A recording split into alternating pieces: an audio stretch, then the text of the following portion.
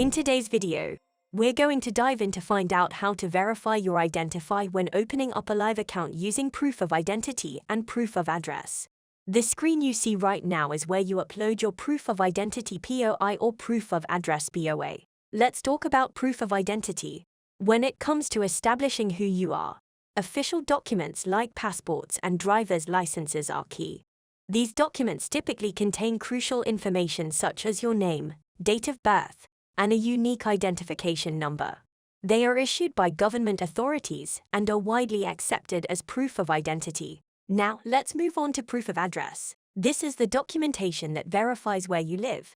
Common examples of proof of address include utility bills, bank statements, and rental agreements.